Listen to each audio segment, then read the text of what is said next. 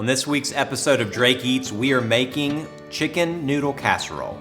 This hearty casserole filled with chicken, noodles, cheese, and veggies is the perfect one-dish meal. We are Jonathan and Holly Drake, and we love food, gathering around the table and sharing a good meal. When we went gluten-free, we had to reinvent our favorite family recipes. We're here to show you gluten-free cooking can be simple and delicious. Welcome to Drake Eats.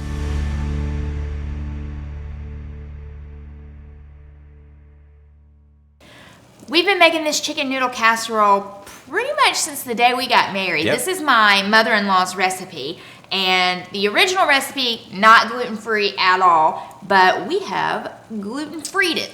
Gluten-fied it. No, that's when you put gluten in. Yeah, we've gluten-freed it. Gluten-freed it, yeah. Like I said. Freed it from gluten. This didn't used to be gluten-free, No. but we have taken what used to be egg noodles. Yeah, the original recipe calls for egg noodles. This is rotini. The Ronzoni brand. Because I cannot find gluten-free egg noodles.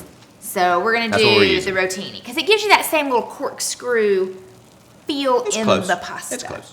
Okay, I also am melting a whole stick of butter right now. Yes, whole stick of butter. I need to ask my mother-in-law, was this originally a Paula Deen recipe? This is really just a good Sunday, get home from Very church hearty casserole. Like it's got everything you need. Yep.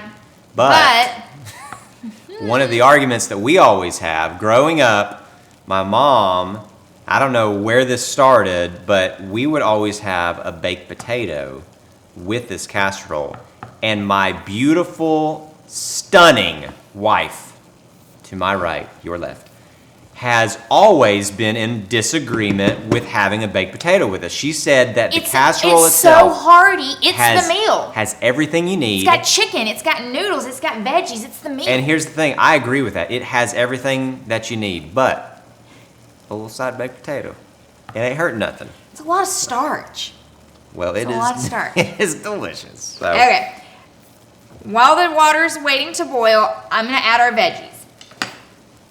Water is boiling. Okay. Do we want to go ahead and add the? Yes. Okay. So remember, hold on, what's our trick with the gluten-free pasta? We have to add in some olive oil. So it doesn't stick. Keep it from sticking. Now, I don't know with the rotini if that sticks. would be. Does it? Okay. Yep.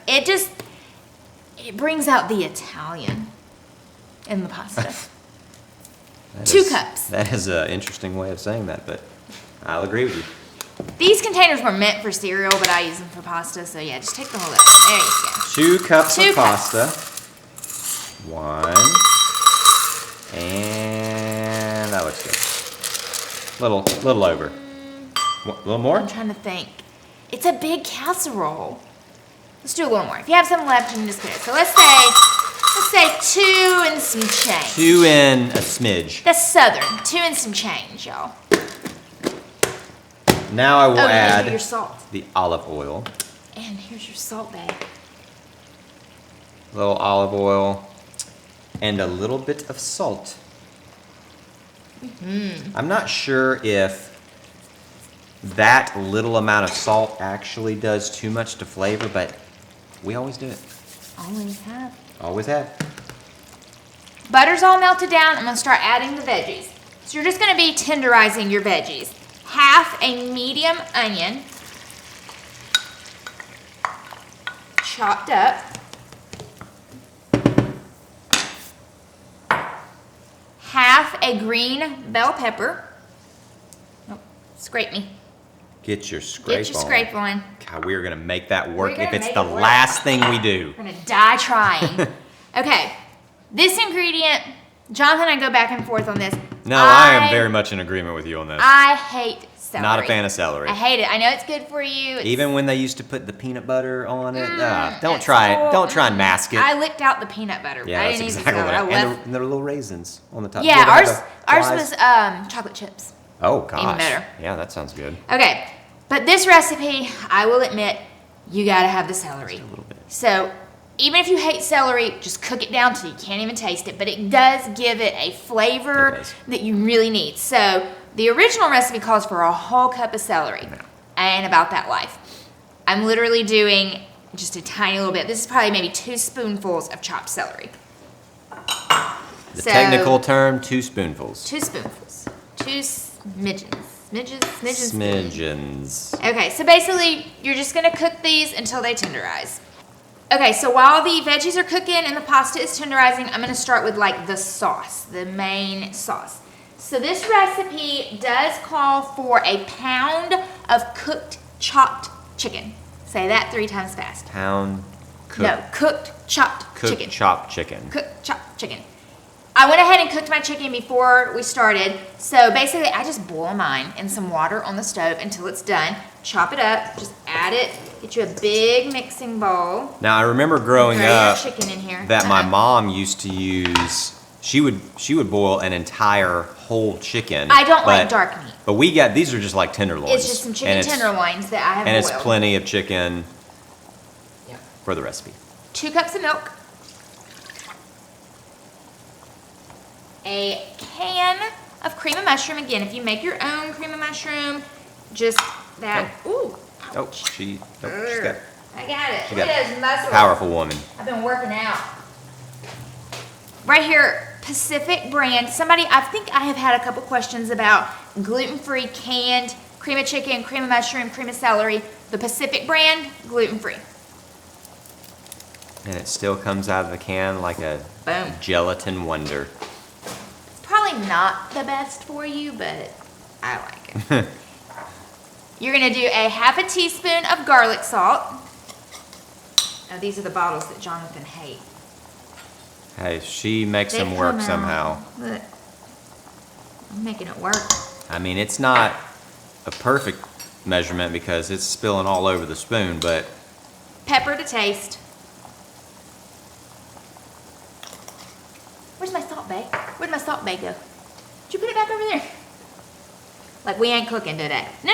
There's a measurement. oh, there's a measurement. It's a teaspoon. You want to make sure you get enough salt because that's where all your flavor comes from.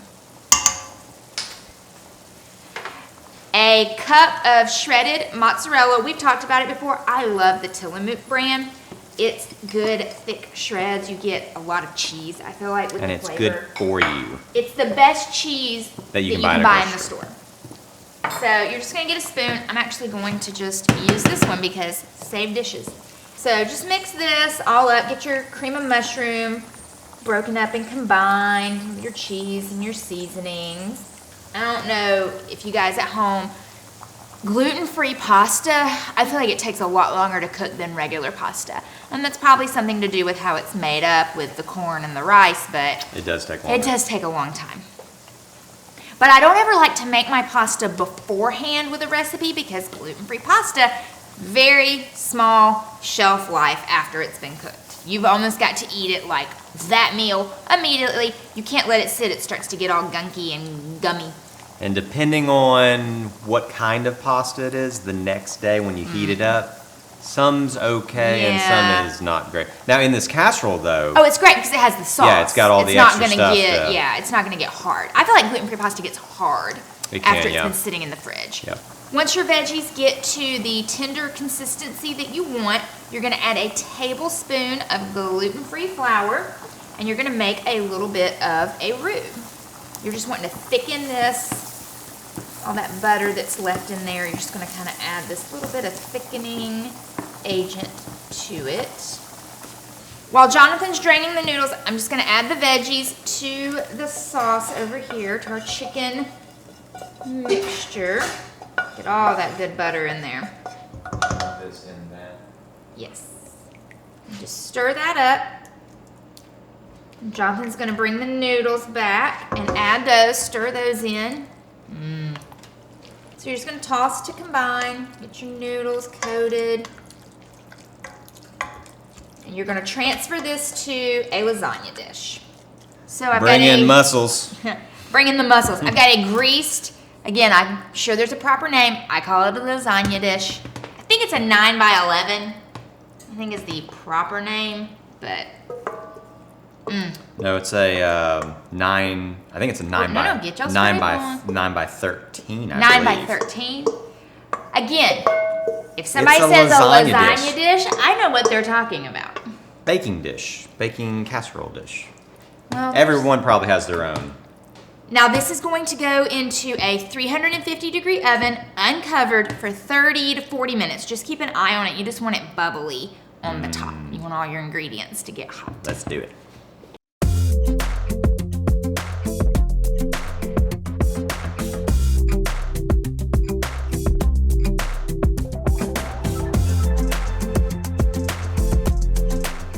Minutes in the oven, perfection. I'm gonna top it with just a little bit of fresh parsley. I like to add color to my casseroles.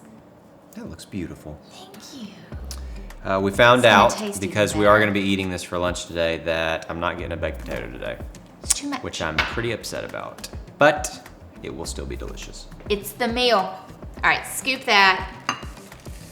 Look at this. Creamy, yummy. Ooh, look at that cheese. That's what you want to see, guys. Oh, a fork. We need a fork. We need a fork, because I am trying it right now. You want the first bite? No, you can have it. Delicious. So good, so creamy. It's Full of everything Yeah, it's got that you need in a meal. It's the full. It is the full meal. It's the full chicken, your veggies, everything you need. So good. Guys, as always, thank you so much for watching. Please like, subscribe to our YouTube channel, follow us on Instagram, and we'll see you next week.